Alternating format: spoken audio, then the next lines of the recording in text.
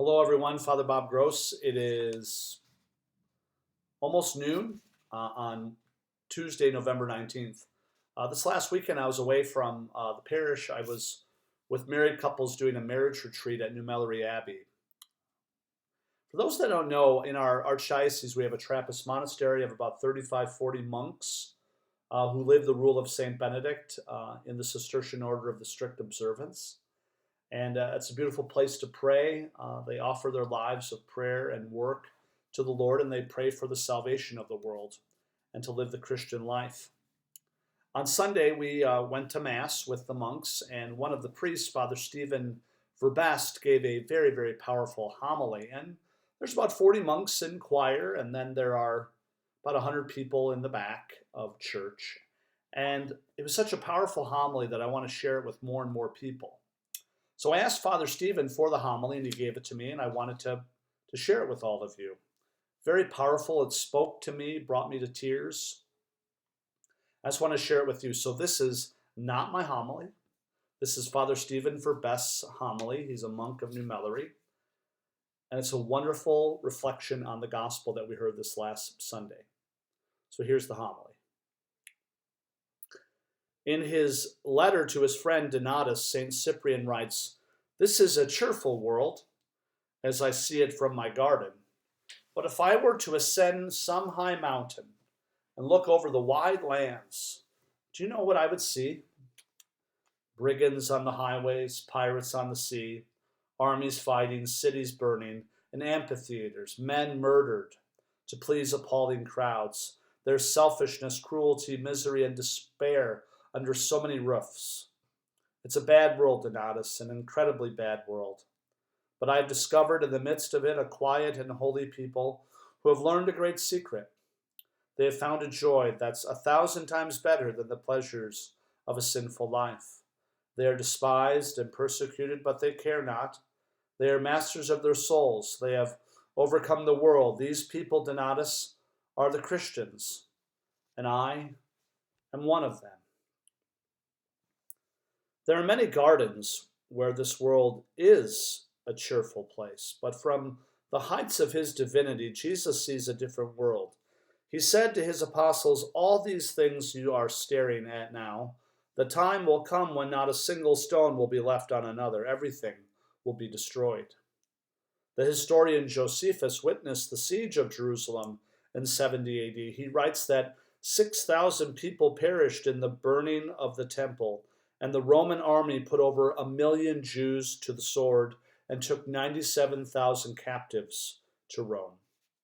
The destruction of the temple and the persecution of Christians prefigure the end of the world, when all the beautiful monuments of human achievement will be thrown down.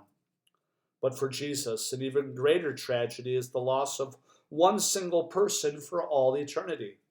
St. Ambrose writes, "Everything built by human hands either wears away or is thrown over by violence or destroyed by fire, but there is also a temple within each of us that crumbles whenever faith is lacking."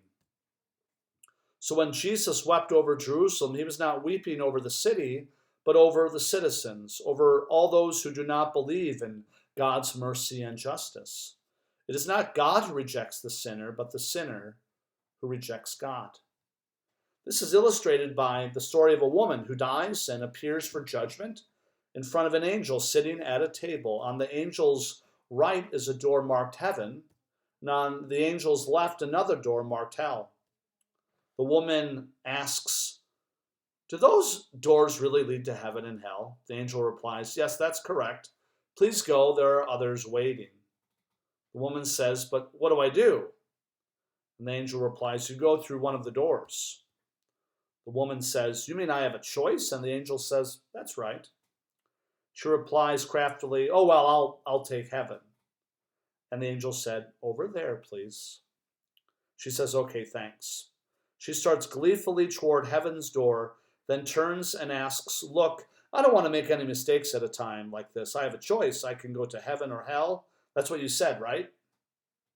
The angel replies, "That's correct. Heaven is offered to everyone who receives the mercy of God."